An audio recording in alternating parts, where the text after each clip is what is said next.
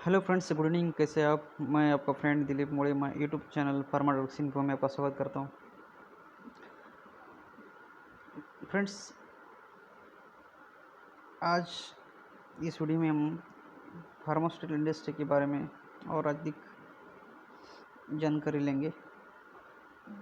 तो शायद आपको पता होगा कि आज 2023 में बहुत सारी ड्रग्स रिसर्च भी हुई है। बहुत सारे हर साल बहुत सारे न्यू ड्रग डिस्कवर होते, सर्च किए जाते हैं और बहुत सारा पैसा उनमें ऊपर खर्चा भी होता है।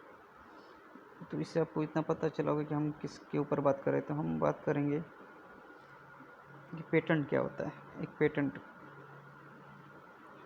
तो फ्रेंड्स आपको शायद पता होगा, अगर कोई कंपनी अगर कुछ XYZ अगर कोई नया डिसीज़ है उसके ऊपर अगर कुछ रिसर्च करती है, अगर नया ड्रग या मॉलिक्यूल खोजती है, तो उसको क्या है, उसके पास कुछ अधिकार होते हैं कि वो ड्रग्स 20-22 साल तक वो क्या है, एज़ पर गाइडलाइन वो अपने पास ही उसके अधिकार पूरा रख सकते हैं सबसे पहले। तो और ये करने के पहले अगर वो उसको अलग अलग स्टेज से गुजरना पड़ता है, ये भी आपको शायद पता होना चाहिए। अगर मान लीजिए XYZ, जैसे फॉर एग्जाम्पल HIV के ऊपर अभी तक उतना पूरा यानी कि डिस्ट्रॉय करने जैसे अभी तक किसी ने ये नहीं ड्रग रिसर्च नहीं किया है। अगर मान लीजिए फॉर एग्जांपल अगर कोई कंपनी है और उस HIV के ऊपर अगर उसने कुछ खोज लिया नया कोई दवाई, और जो कि उस वायरस को अमन अक्वाड वायरस जो होता है HIV का, जो HIV का वायरस पूरी तरह से मारने वाला अगर दवाई बन गया मान लीजिए फ्यूचर में, एक एग्जांपल लग रहा है, तो वो दवाई जो कोई उन्होंने फार्मूला बनाया है और दवाई उसके बाद वो क्या करेंगे, 20-22 साल एज पर जो गाइडलाइन है उनके तहत उनके पूरे अधिकार उनके पास रहेंगे और उसका जो फार्मूला उनके पास ही रहेगा।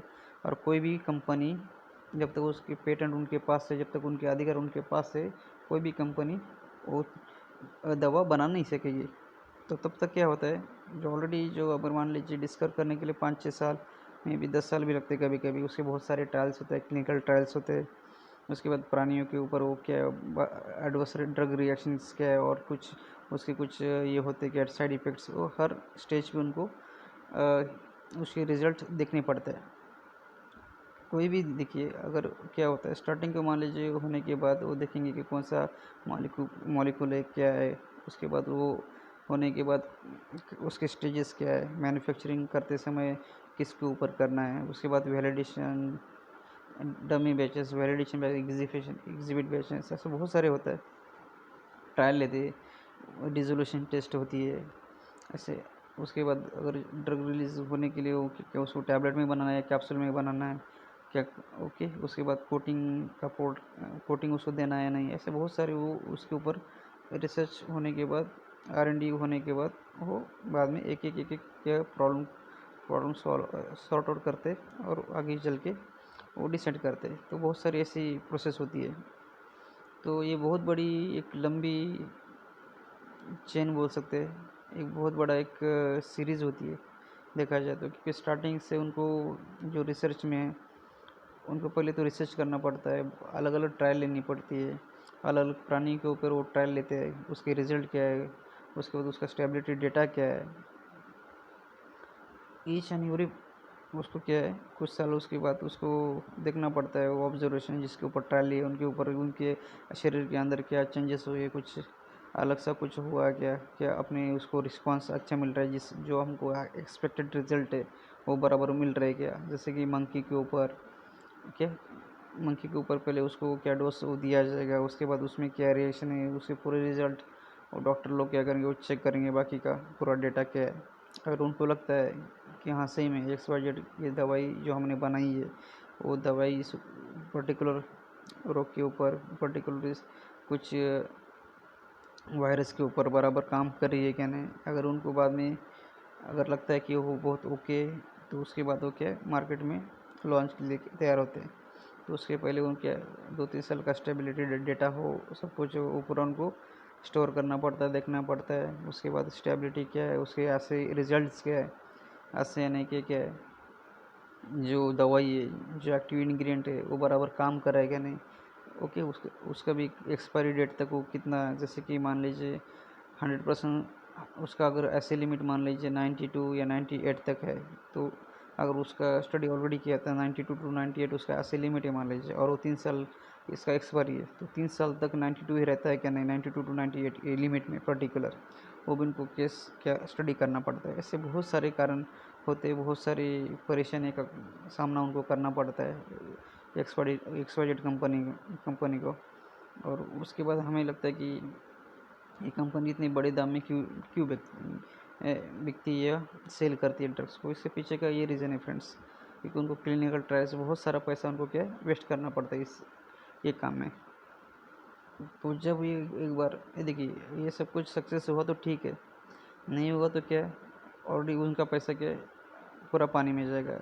जैसे फॉर एग्जांपल आपको शायद पता होगा कि अगर मान लीजिए कोई डायरेक्टर ने अगर कोई फिल्म बनाई है, अलग अलग उसका क्या होता है देखा जाए तो बजट होता है। कोई हमको बाहुबली, जैसे आपको पता है बाहुबली का एक्सपायरी जितना भी 10 करोड़, 15 करोड़, 20 करोड़, 300 करोड़, 400 करोड़, ऐसे अलग अलग फिल्म की क्या होता है बजट होता है। तो ऐसा ही क्या होता है, इसको अगर कोई नया दवाई हमको बनाना है, नया खोज करना है, तो उसको भी कुछ ना कुछ बजट चला जाता है। आपको ये बात बात समझ में ये जो बात है आपको ध्यान में रखनी चाहिए। ये जो देखो फिल्म इंडस्ट्री जैसा है, फार्मा और फिल्म इंडस्ट्री में अगर हर जगह कंपेयर नहीं करा, कंपेयर इसलिए करो कि आपको आपके माइंड में समझ आए दोनों में डिफरेंस क्या है, इसलिए। तो इधर देखिए अगर कोई मूवी फ्लॉप हो जाता है तो पूरा जो नुकसान है डायरेक्टर का होता है, जिसने पैसा लगाया उसका होता है। फार्मा इंडस्ट्री में भी वैसे है फ्रेंड्स, अगर कोई दवाई बना दवाई का खोज करे, वो खोज अगर सक्सेसफुल हुई तो ठीक है, नहीं हुए तो वैसे उनका भी पैसा क्या है चला जाता है। अगर सक्सेस हुई तो क्या है उसका बाकी उस सक्सेस होने के बाद के बाद जो हमको ऑलरेडी उनको जो लगा है पैसा उसमें, वो के बाद में एम आर पी थोड़ा ज़्यादा रह के बाकी का वो एडजस्ट करते हैं। अगर नहीं भी होगा तो बाकी का उनके पास बहुत सारे सोर्स होते हैं, बाकी की एम.आर.पी बाकी की जो पोर्ट्स है उसमें वो क्या करना पड़ता है, अगर क्योंकि हर कंपनी को अपना बिजनेस चलाना पड़ता है। तो जैसे अगर मान लीजिए किसी के ऊपर अगर डिस्कवर किया वो हो गया, तो उसके पास 20-22 साल जो अपना पेटेंट का जो क्राइटेरिया है उस हिसाब से 20-25 साल उनके पास क्या रहेगा, वो अधिक का रहेगा। और वो 20 साल में क्या होता है, ये वो अपना एक ब्रांड बना के, जैसे मान लीजिए कोई ब्रांड है, जैसे डोलो आपको पता है डोलो 650 जो ब्रांड नेम है, ऐसा वो क्या करेंगे ब्रांड नेम से अपना एक ब्रांड देंगे उसको पर्टिकुलर, और ब्रांड नेम के तहत क्या करेंगे 20 साल तक या 25 साल एज़ पर जो क्राइटेरिया दिए है, वो क्राइटेरिया के हिसाब से उनके पास अधिकार हो कि वो उस पर्टिकुलर ईयर में वो दवाई खाली वो एक ही कंपनी जिसने बनाया वो बेचेंगे।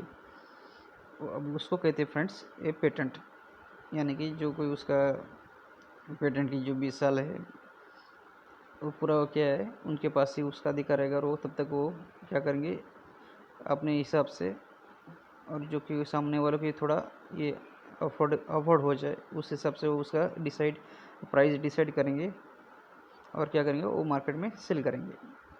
तो 20 साल में वो बहुत सारा पैसा कमाएंगे, जितना उन्होंने ऑलरेडी मान लीजिए 5, फॉर एग्जांपल दे रहा हूँ, अगर 5 करोड़ अगर उन्होंने पूरा खर्च किया तो 5 करोड़ तो 2-3 साल में निकल जाएगा, और बाकी की मान लीजिए 3-4 या 5 साल में निकल जाएगा, तो उस बाकी के जो 15 साल होते हैं या 16-17 साल जो कुछ एज पर करेक्ट होगी बाद में वो उनका प्रॉफिट रहेगा। अभी एक ये बात हो गई। तो जैसे कि मान लीजिए पेटेंट का जो क्राइटेरिया है वो ख़त्म होगा, फॉर एग्जांपल 20 अगर पेटेंट का 20 साल क्राइटेरिया और 20 साल उन्होंने सेल मार्केट में किया तो 20 साल ख़त्म हो गए, उसके ऊपर क्या आपके माइंड में ऐसा क्वेश्चन आएगा।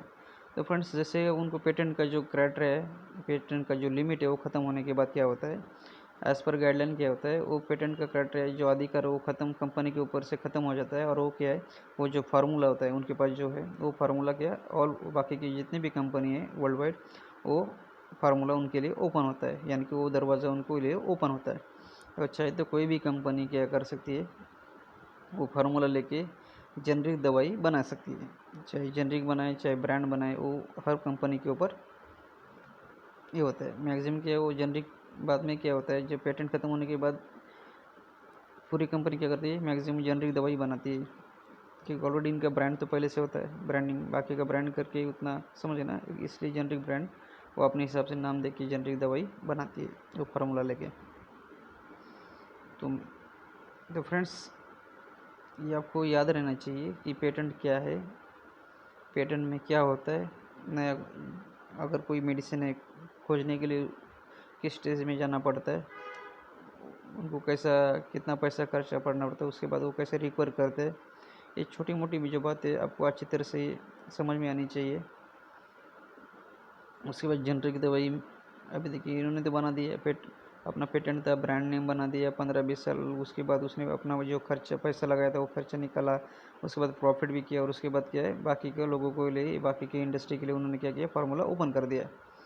तो ओपन करने के बाद हो सकता है अपना हर कोई कंपनी अपने अपने हिसाब से वो क्या करेंगे, दवाई बनाएंगे। तो ये जेनरिक दवाई में भी क्या होता है, मैं भी आपको बोलूँगा कि जेनरिक दवाई में क्या है। देखिए ब्रांडेड दवाई और जेनरिक दवाई में ज़्यादा कुछ फ़र्क नहीं है। जैसे अपना जो असली लिमिट है, ऐसे बायो अवेलेबिलिटी हो या चाहे अपना उसका जो असर है कोई दवाई का उतना ही रहेगा, बाकी कुछ नहीं। खाली क्या प्रोसेस थोड़ा बहुत इधर उधर हो सकता है।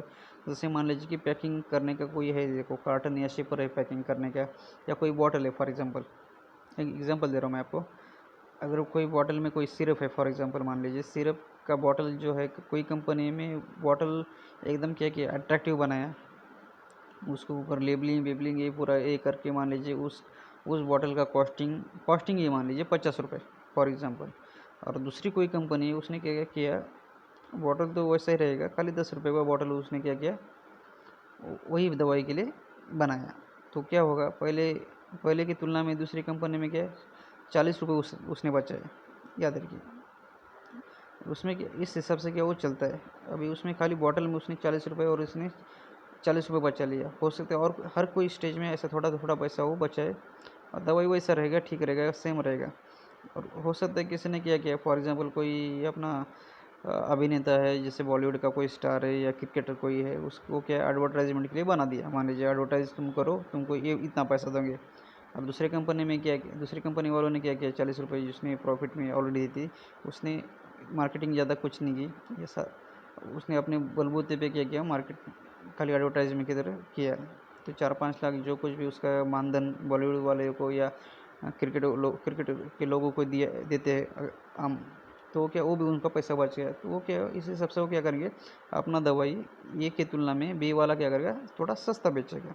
तो इस हिसाब से होता है जेनरिक दवाई हर कोई तुलने में, कोई 50 रुपये को स्ट्रिप होगा तो कोई 30 को हो सकता है, 20 को हो सकता है, कोई 15 को भी बेच सकता है। ये डिपेंड्स ऑन हर कंपनी की स्ट्रैटेजी होती है, उस हिसाब से वो सेल आउट करेगा। तो अंदर की बात है मार्केटिंग का, एक फंडामेंटल मैंने जस्ट आपको थोड़ा सा क्लियर किया वो कैसे है। तो फ्रेंड्स आज के लिए इतना ही। तो आज की इस वीडियो में अपने पेटेंट क्या होता है, कोई कंपनी का कोई पर्टिकुलर डिसीज़ के ऊपर अगर कुछ खोजना है तो उसको कैसे खोजते हैं, कितना पैसा लगता है, खोजने के बाद क्या होता है, पेटेंट क्या होता है, जेनरिक दवाई क्या होती है, जेनरिक दवाई सस्ती क्यों होती है, कुछ दवाई 50 रुपये, और उसमें भी डिफरेंस क्यों होता है, ये पूरे हमने क्या पॉइंट आज कवर किए। तो आशा करते हो अगर ये वीडियो अच्छा लगा तो लाइक और शेयर करना मत भूलें। तब तक के लिए फ्रेंड्स बाय, टेक केयर, अपना ख्याल रखिए, मिलते हैं ऐसे नेक्स्ट वीडियो के लिए।